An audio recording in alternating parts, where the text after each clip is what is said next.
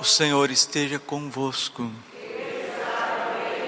Proclamação do Evangelho de Jesus Cristo, segundo João. Naquele tempo, disse Jesus a seus discípulos: Não se perturbe o vosso coração. Tendes fé em Deus, tende fé em mim também.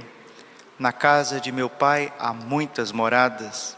Se assim não fosse, eu vos teria dito: Vou preparar um lugar para vós, e quando eu tiver ido preparar-vos um lugar, voltarei e vos levarei comigo, a fim de que onde eu estiver, estejais também vós. E para onde eu vou, vós conheceis o caminho. Tomé disse a Jesus: Senhor, nós não sabemos para onde vais, como podemos conhecer o caminho? Jesus respondeu: Eu sou o caminho, a verdade e a vida. Ninguém vai ao Pai senão por mim. Palavra da salvação. Ave Maria, cheia de graça, o Senhor é convosco. Bendita sois vós entre as mulheres. Bendito é o fruto do vosso ventre, Jesus. Santa Maria, Mãe de Deus, rogai por nós, pecadores, agora e na hora de nossa morte.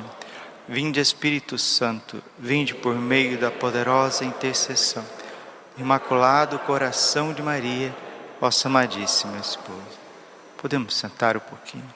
Jesus, manso e humilde de coração.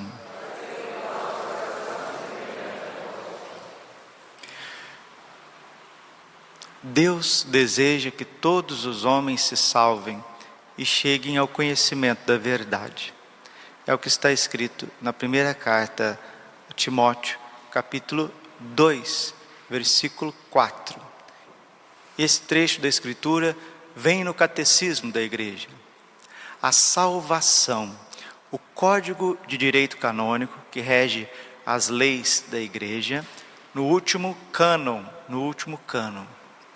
1754, se não me engano, diz que toda a finalidade da Igreja Católica, das suas ações, tudo que a Igreja Católica faz é para a salvação das almas. Salus animalarum, a salvação das almas. Por isso que existe a Igreja Católica. Mas salvar de quê? Salvar de uma condenação iminente.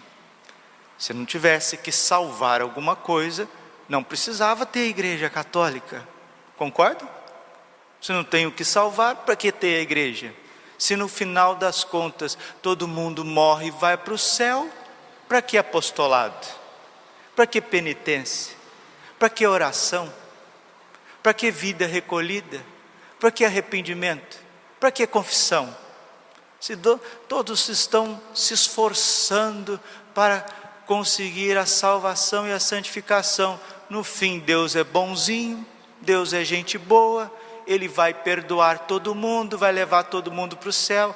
Isso é uma heresia que veio desde o século III, século IV, chamado apocatástase. O nome é estranho, mas é uma heresia condenada pela igreja, que no final até os demônios vão se converter, porque Deus é muito misericordioso e Ele vai abrir a porta do céu para todo mundo. Inclusive os demônios no inferno vão se arrepender, os condenados vão se arrepender e tudo vai ficar feliz para sempre. Não, 1000 vezes não, porque Jesus não ensinou isso, a Bíblia não ensinou isso. Isso é uma grande heresia que muitas vezes está pairando na cabeça de gente dentro da igreja católica e muito mais fora da igreja, achando que você pode viver uma vida aonde você quiser, como você quiser, e no final das contas tudo vai dar certo para você. Não existe isso, não existe. Por quê? Porque nós somos livres, gravem isso, nós somos livres para fazer o que a gente quiser. Só não somos livres para deixar de sofrer as consequências. Se eu colocar a mão nessa chama, nesse fogo do Círio Pascal, eu sou livre para colocar a mão aqui, mas não sou livre para deixar de sofrer as consequências. E o Papa São João Paulo II, retomando os concílios da igreja, as Sagradas Escrituras, ele fez uma homilia a respeito do inferno, e ele diz justamente isso, que Deus não quer que ninguém vá para o inferno. O profeta Ezequiel, a gente sempre ouve esse trecho da Escritura, capítulo 18 de Ezequiel, sempre a gente ouve na quaresma. Deus diz assim: não sinto prazer com a morte do ímpio, com a condenação do ímpio, mas antes que ele se converta e tenha vida. A questão, meus irmãos, é que nós somos livres e as pessoas podem rejeitar a Deus livremente. Muitas vezes nós que estamos aqui, eu sou padre, sou um ser humano, tenho livre arbítrio, muitas vezes eu vejo uma revolta dentro de mim. Essa revolta tem nome, chama-se pecado, obstinação. E se eu atento contra os 10 mandamentos, se eu vou lá, atento contra os 10 mandamentos, se eu cometo um delito que está diante dos meus olhos, não faça, não pode fazer isso, padre. Por que não pode? Porque Deus é caprichoso e está coibindo a nossa liberdade? Não, pelo contrário. Se eu estou fazendo uma viagem e tem algumas placas que diz, reduza a velocidade, cuidado, curva acentuada a 200 metros. Não é que o Detran, né, sei lá se é o Detran, quem que é, não entendo. Departamento das estradas aí, não é que eles estão coibindo a minha liberdade, que eles são senhores assim, arbitrários, para que não deixe eu andar do jeito que eu quero. Não, eles estão preocupados com a minha vida, com a minha saúde, com a saúde dos outros, com a vida dos outros. Por isso, reduza a velocidade, atenção, animal na pista. Gente, quem não vê nisso uma bondade, quem não vê nisso uma caridade dessas placas que estão por aí, para evitar maiores acidentes, maiores perdas, é isso que Deus faz com os 10 mandamentos. E o ser humano revoltado, não é assim, é do jeito que eu quero. É da forma que eu quero, é como eu quero. Deus é mau. Deus fica aí me proibindo de ter uma vida sexual livre, fazer o que quiser com o meu corpo. Deus fica proibindo eu de ganhar dinheiro, eu de ser feliz, de usar as roupas que eu quero, de ir aonde eu quero, de falar o que eu quero, com quem eu quero. Deus é mau, onde se viu? Por que eu não estou fazendo nada? Não fiz nada de grave, não matei, não roubei, não estuprei, não prostituí. Por que eu não posso fazer isso? Por que eu não posso fazer aquilo? Aliás, nós nos amamos. Aí vem, né, esse subterfúgio satânico, né? Nós nos amamos. 1 João, capítulo 5, versículo 3. Isto é amar a Deus, guardar os seus mandamentos. E os seus mandamentos não são pesados. Qualquer um que tem 2 neurônios funcionando, que tem um pingo de lucidez, percebe uma revolta no nosso coração contra os mandamentos do Criador. E às vezes essa revolta não é diretamente contra o Pai, o Filho e o Espírito Santo em si, mas no próprio ato de pecar. Isso tem nome, gente. Isso chama-se responsabilidade individual de cada criatura diante da revelação divina, diante do projeto divino. E se conosco, diz São Pedro, primeira carta de São Pedro, capítulo 4, versículo 18, se o justo se salva com dificuldade, o que não será do ímpio? Por isso que o inferno não é uma invenção de Deus. Deus não criou o céu para dizer, vem meus amores, meus obedientinhos, vem minhas ovelhinhas, vem ficar comigo no céu. Deixa eu criar o purgatório aqui, porque tem uns ali que até vêm na missa, até ouve homilia, até reza um pouquinho, até tenta responder às suas vocações, só que eles são meio rebeldezinhos, então deixa eu criar o purgatório aqui para dar uma sapecada em cada um deles, para eles aprenderem. E tem essa turma aqui, que já está me dando mais trabalho, esse povo que está aqui, tudo com as costas viradas para mim, virada para os meus mandamentos, eu vou criar o inferno e vou puni-los no inferno. Não, 1000 vezes não. Deus é amor, Deus é misericordioso.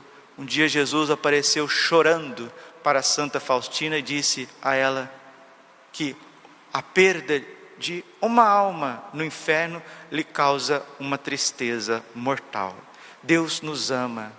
João 3,16, de tal forma Deus amou o mundo, que enviou o seu Filho ao mundo, não para condenar, mas para salvar. E o julgamento é esse: os homens preferiram as trevas à luz. Você já deve ter tentado ajudar uma pessoa, tentar levantar uma pessoa e ela ficar obstinada naquele mal. Quantas mães, quantos pais, como Deus Pai, como Nossa Senhora, como Jesus, querem ajudar os seus filhos nas drogas, no crime, na prostituição, e eles lá, obstinados nesse mal. O pai chora, a mãe chora, os irmãos choram, fazem tudo que pode fazer e não consegue sucesso, porque a pessoa, a liberdade dela, a inteligência dela, a vontade dela está dominada por aquele vício.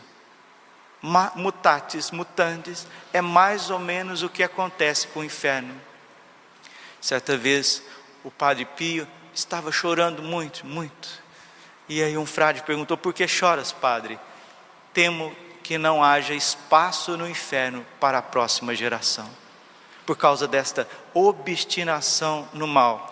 E o Papa Beato Pio IX, ele diz assim, Papa Beato Pio IX, é o Papa que proclamou o dogma da Imaculada Conceição, é o Papa do Concílio Vaticano I, um grande Papa, que teve o maior pontificado da história. Olha o que ele diz para nós, Santo Padre, um Papa Beato Pio IX, hoje é dia do Papa São Pio V, estou citando os papas, o magistério da igreja, um ensinamento salutar, para que a gente aprenda o caminho da salvação. Jesus está dizendo hoje: eu sou o caminho, a verdade e a vida, ninguém vai ao Pai, ninguém vai à eternidade, à salvação, a não ser por mim. Diz o Papa Pio IX, nada é mais capaz de fazer os pobres pecadores refletirem e consequentemente fazê-los retornar a Deus do que as verdades do inferno. Você escutou? O Papa está dizendo que nada é mais salutar para nós, para a nossa salvação, do que refletir sobre o inferno. Porque quando a gente reflete sobre o inferno, nós não estamos refletindo sobre condenação, mas sobre responsabilidade da nossa fé, responsabilidade diante dos nossos atos, das nossas escolhas, do tempo que nós temos nesta vida. Por isso que Santo Agostinho dizia: se a igreja pregasse somente sobre o inferno, seria suficiente para a salvação de todos. E nós precisamos, queridos, deixar a igreja falar conosco. O Catecismo da Igreja Católica, no seu compêndio, ele vai ensinar para nós a questão do inferno. Catecismo da Igreja Católica, no seu compêndio, número 212 e 213. A igreja pergunta, porque é a pergunta que está no coração de todos: em que consiste o inferno? E responde o catecismo: consiste na condenação eterna daqueles que por escolha livre morrem em pecado mortal. A pena principal do inferno é a eterna separação de Deus, o único em que o homem encontra a vida e a felicidade para que foi criado. E aquilo que ele mais aspira é Deus mesmo. Cristo exprime esta realidade com as palavras, Mateus 25, 41. Afastai-vos de mim, malditos, ide para o fogo eterno. Jesus falou 17 vezes sobre o inferno nas Sagradas Escrituras. Atualmente Nossa Senhora apareceu em Fátima e mostrou o inferno para os 3 pastorzinhos e disse que muitas almas estão indo para lá porque não tem quem reze e faça penitência por eles. Certa vez Jesus apareceu a Santa Teresa d'Ávila e mostrou para ela o lugar que ela ocuparia no inferno se ela não se desapegasse de um priminho, porque o apego se torna uma paixão, a paixão se torna um desejo, o desejo se torna uma concupiscência insaciável e depois leva ao pecado.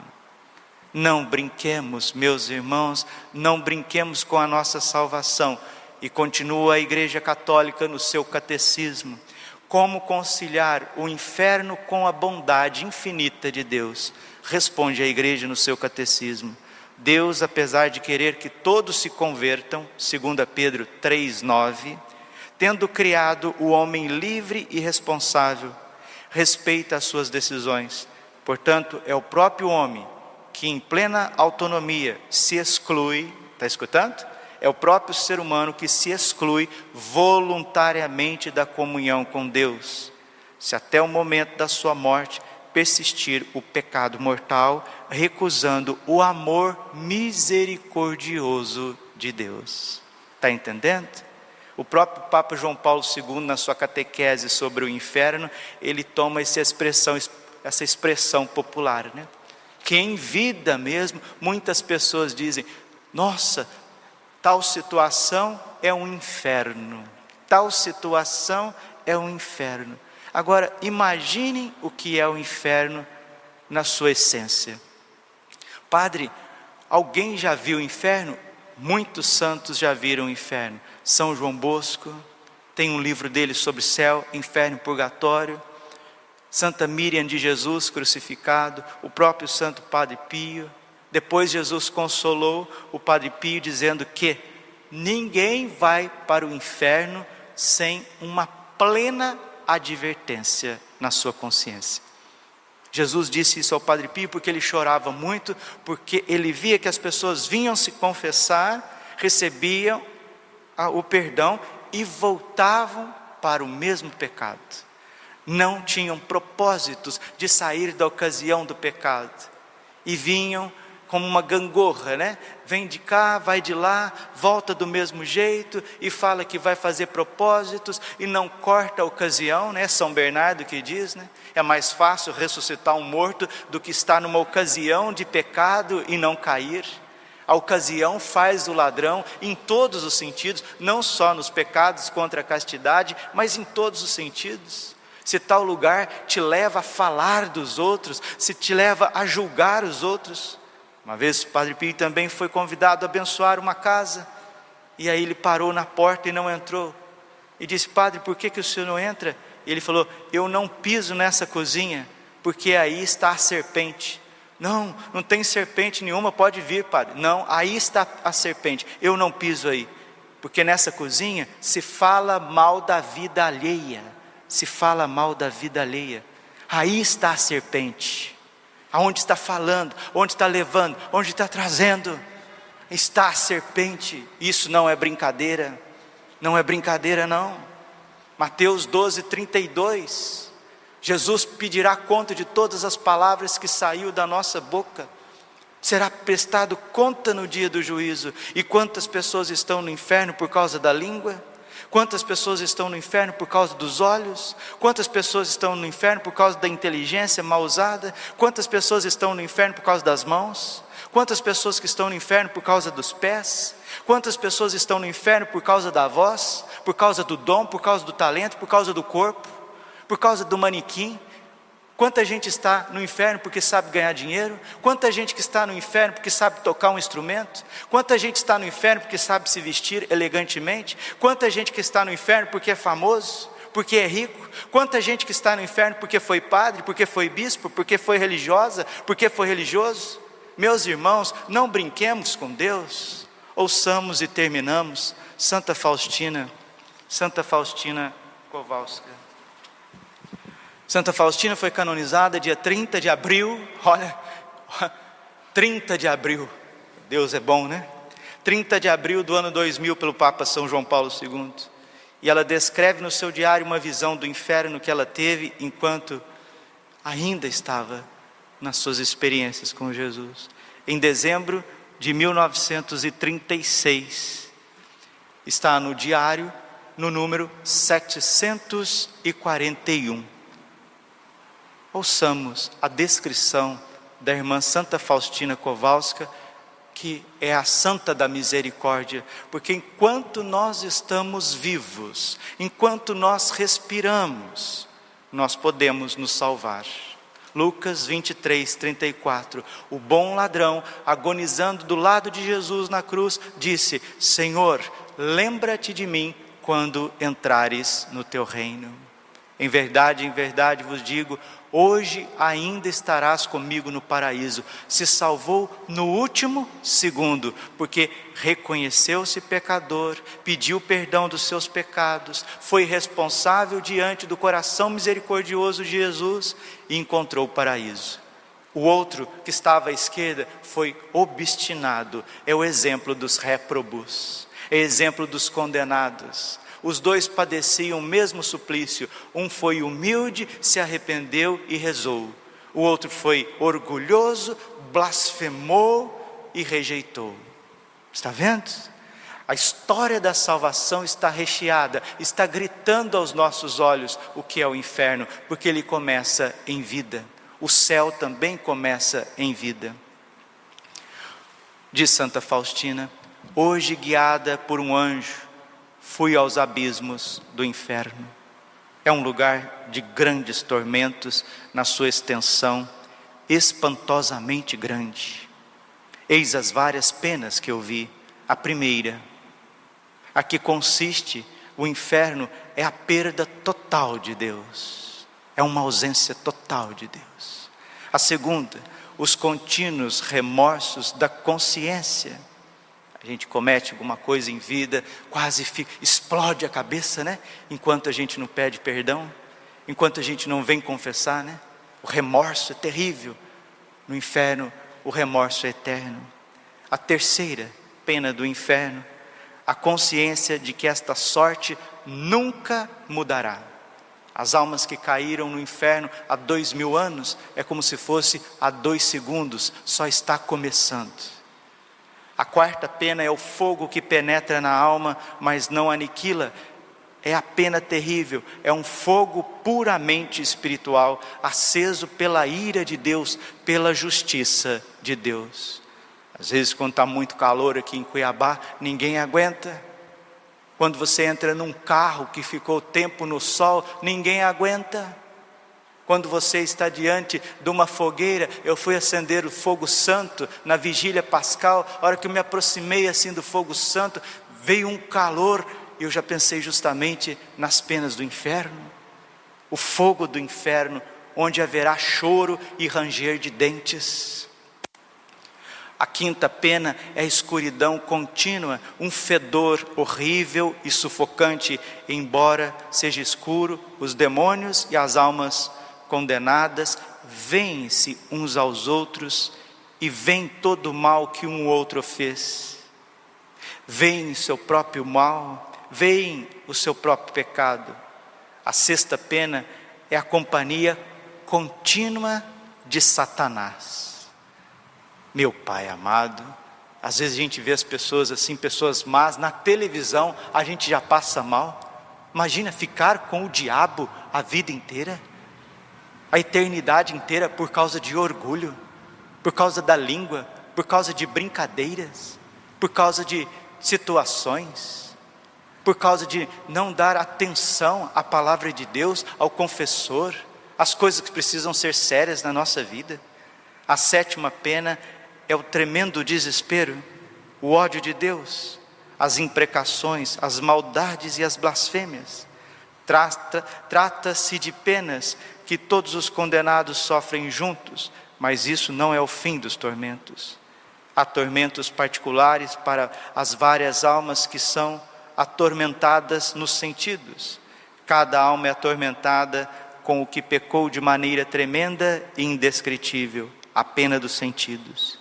Há cavernas horríveis, voragens de tormentos, onde os suplícios são todos diferentes. Eu estaria morta à vista daquelas horríveis torturas, se a onipotência de Deus não me tivesse sustentado. Que o pecador saiba que, com o sentido que peca, será torturado por toda a eternidade. Escrevo isto por ordem de Deus. Ela está colocando no seu diário, por ordem de Deus. E o Papa João Paulo II, São João Paulo II dizia que o diário de Santa Faustina é como se fosse o 5º evangelho, tamanha a sua importância. E é como se fosse o evangelho da misericórdia, Mas o Jesus misericordioso, ele precisa mostrar para nós também que há uma consequência se a gente assim continuar com uma cabeça tão obstinada ao pecado. Escrevo isso por ordem de Deus, a fim de que nenhuma alma se justifique dizendo que o inferno não existe, ou que nunca ninguém lá esteve e que ninguém sabe como é. Eu, irmã Faustina Kowalska, por ordem de Deus, estive nos abismos do inferno. Ele existe. Agora não posso falar mais. Tenho ordem de deixar por escrito aquilo que Deus me pediu. Os demônios mostram o seu grande ódio contra mim, mas por ordem de Deus tiveram de obedecer-me. O que escrevi é uma tênue sombra das coisas que vi. Notei uma coisa: a maior parte das almas que lá estão são as almas que não acreditavam que houvesse o inferno. Deus é verdade, e quando Ele revelou o inferno, Ele não está brincando. O pecado mortal leva ao inferno. Catecismo número 1030, Provérbios 1:7. O temor do Senhor é o princípio da sabedoria. Ó meu Jesus, perdoai-nos, livrai-nos do fogo do inferno, levai as almas todas para o céu e socorrei principalmente aquelas que mais precisarem. Glória ao Pai, ao Filho e ao Espírito Santo, como era no princípio, agora e sempre. Coração imaculado de Maria, confiança, saúde e vitória.